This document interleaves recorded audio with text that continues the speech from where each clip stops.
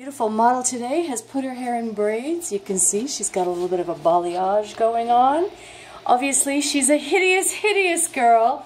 Oh my goodness, how are we going to make her beautiful? I have no idea. So what we have at the bottom is a solid color, and then streaks, and then the natural.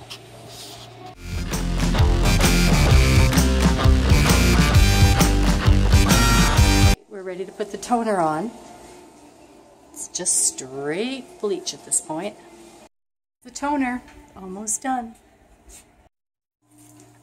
So that's gray, purple and blue, and we have marble gray and clear as the roots. And then I did some around the face with fresh bleach streaks.